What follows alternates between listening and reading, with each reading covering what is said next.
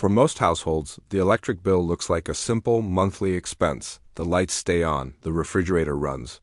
The air conditioner or heat works when needed. Phones charge. Laptops stay plugged in. Small businesses keep operating. Behind that bill is a complex system most customers never see. Power plants have to be ready. Transmission lines have to move electricity over long distances. Grid operators have to balance supply and demand every moment of the day. When that system comes under stress, extra costs can appear long before households see them on a bill. That is the issue developing inside PJM, the largest regional grid operator in the United States. PJM coordinates wholesale electricity markets and grid operations across all or parts of 30 states and Washington, D.C. Its footprint includes parts of Delaware, Illinois, Indiana, Kentucky, Maryland, Michigan, New Jersey, North Carolina, Ohio, Pennsylvania, Tennessee, Virginia, West Virginia, and the District of Columbia. This is a large region with millions of households, businesses, utilities, power plants, and major electricity users. And in that region, the cost of keeping the grid reliable is becoming part of the household power bill story. Reuters reported that PJM paid $990 million in uplift payments to power plants in the first quarter of 2026. That was more than the $764 million paid in all of 2025, and far above the $270 million reported for 2024. The meaning of that number matters.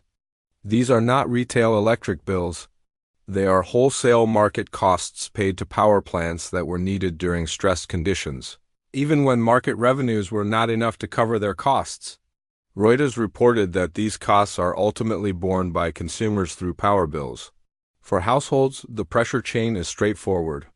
The grid becomes more expensive to keep reliable. Power market costs rise. Utilities and suppliers recover costs through rates and bills. The customer sees the result as a higher monthly electricity expense. This does not mean every customer's bill rises by the same amount. It does not mean uplift payments pass through dollar for dollar to every household. And it does not mean data centers alone explain every power bill increase. The verified story is more specific.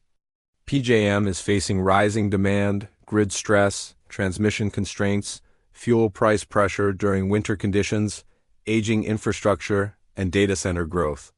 Those pressures are increasing the cost of reliability.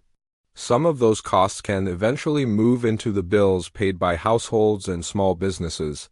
Electricity is different from many household expenses. A family may delay a purchase, reduce entertainment spending, or change brands at the grocery store. Electricity is a basic service. It powers food storage, heating, cooling, internet access, medical equipment, home offices, and daily routines. When the electric bill rises, the household has to adjust somewhere else. The pressure is already visible in national data. The U.S. Energy Information Administration said in its May 2026 short-term energy outlook that U.S. residential electricity prices are expected to increase 5% in 2026. With the largest increases likely along the East Coast.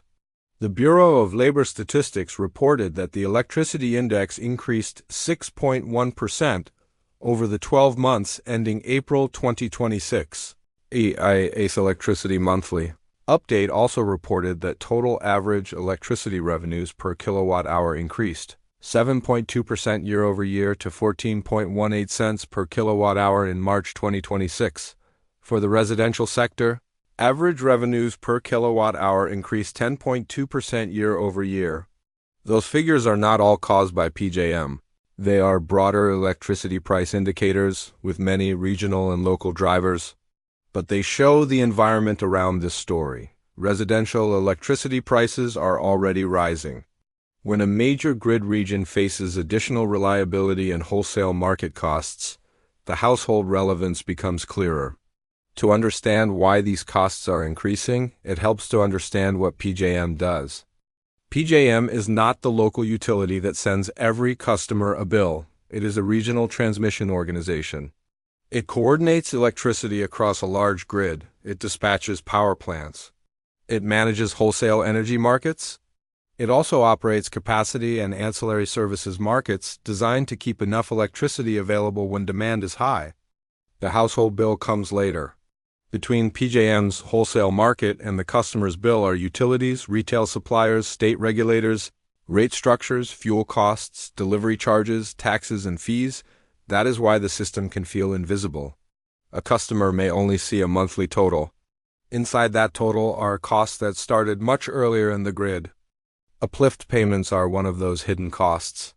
Reuters described these payments as compensation to power plants that had to run during grid stress, even though market revenues were not enough to cover their costs.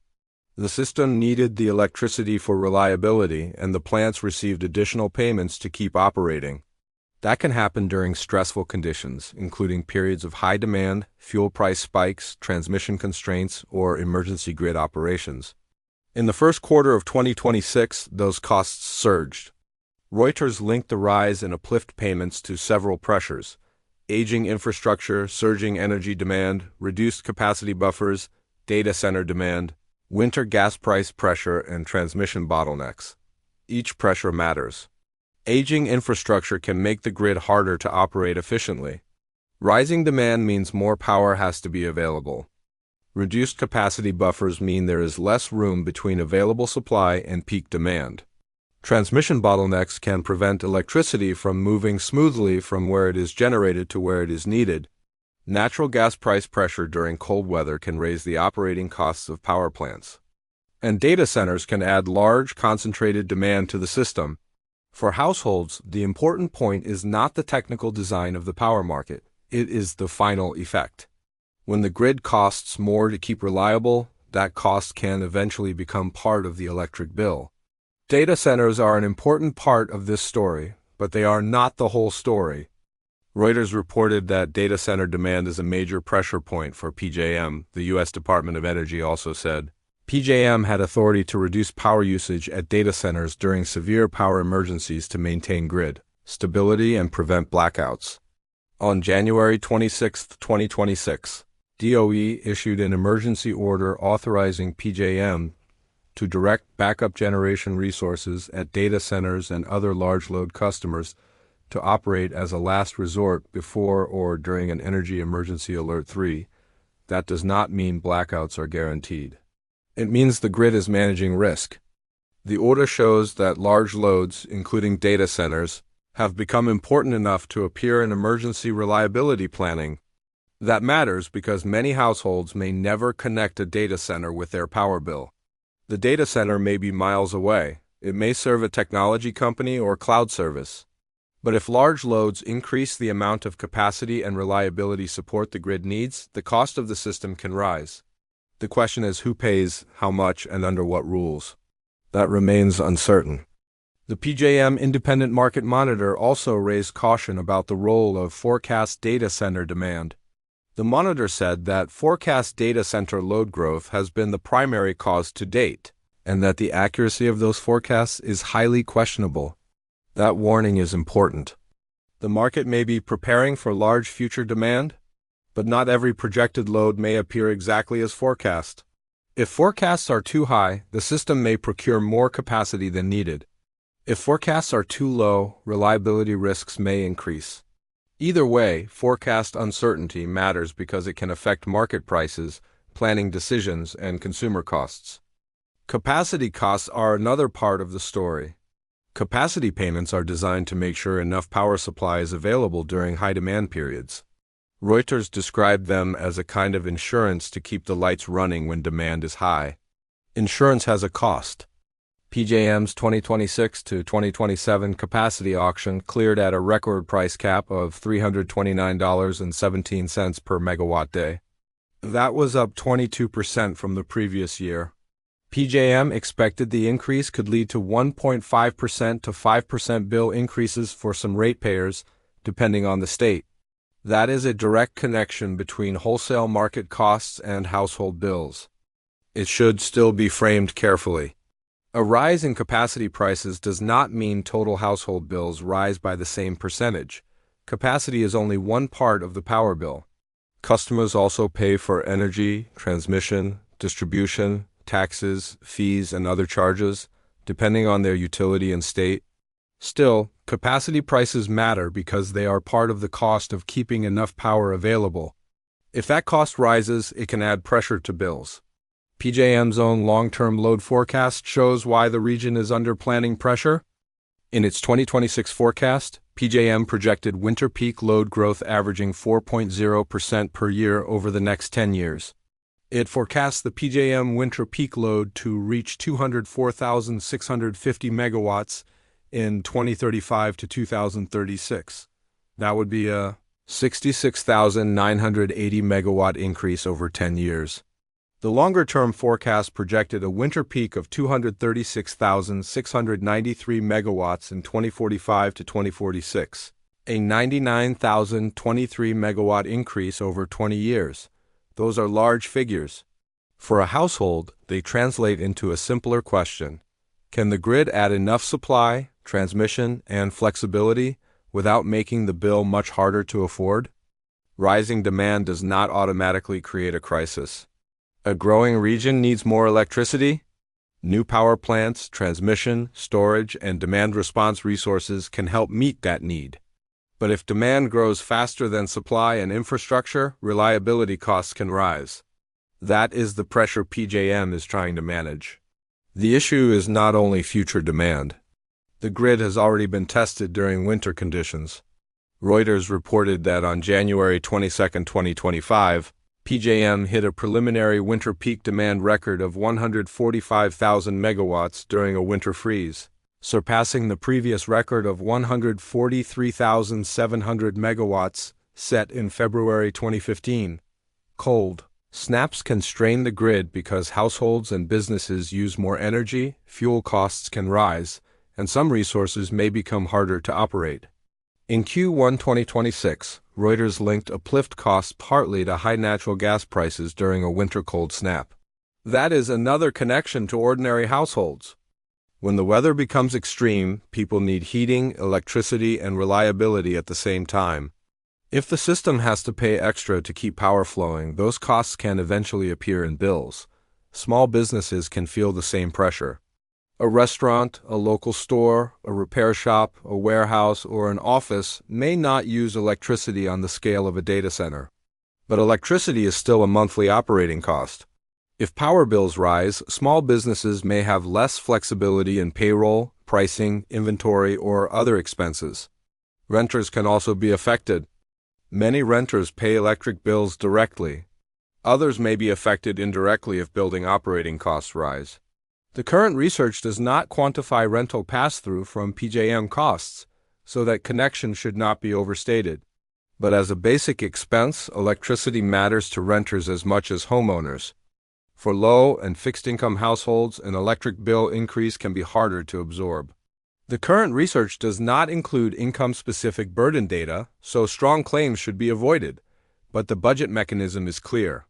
When a required monthly cost rises, households with less financial flexibility have fewer places to adjust. This is why the PJM story belongs in the broader cost of living discussion.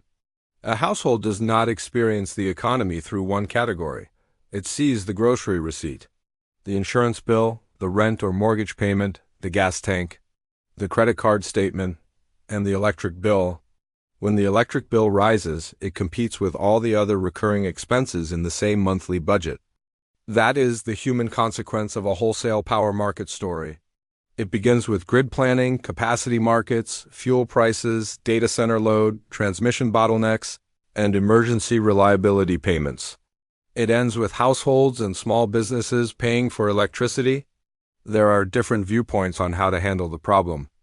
From the grid operator and reliability perspective, capacity and uplift payments are tools used to keep electricity available when it is needed.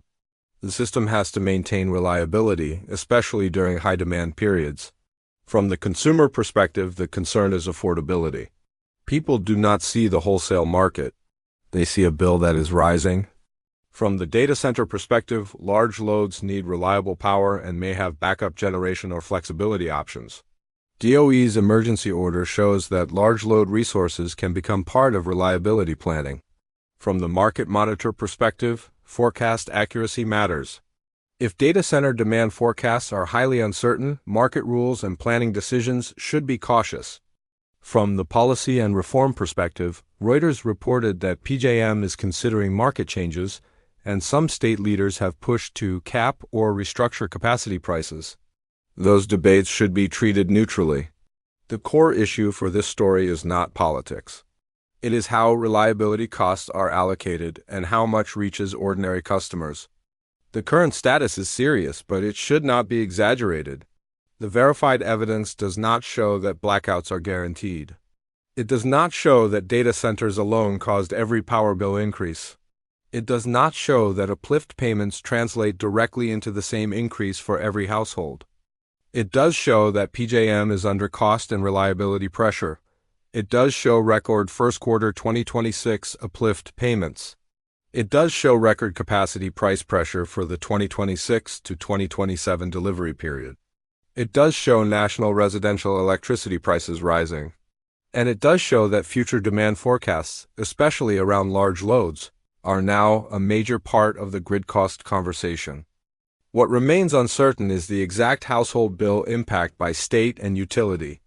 A family in one PJM state may see a different effect than a family in another. A regulated utility may handle cost differently from a retail supplier. Rate structures vary, state regulators influence how costs are passed through. Usage matters. The timing of rate cases matters. There is also uncertainty about future demand. PJM's forecast shows major growth. But the market monitor warned that data center load forecasts are highly questionable. The actual outcome will depend on which data centers are built, how quickly they connect, what resources are added, how transmission is upgraded, and how market rules change. That is why this story should be told with caution. The grid is not failing, but it is becoming more expensive to keep reliable, and the cost of reliability does not stay inside technical reports. It moves through markets, it moves through utilities, it moves through regulators. Eventually, it can reach the household bill. For ordinary people, the issue is straightforward. They do not need to understand every detail of uplift, capacity auctions, or transmission constraints.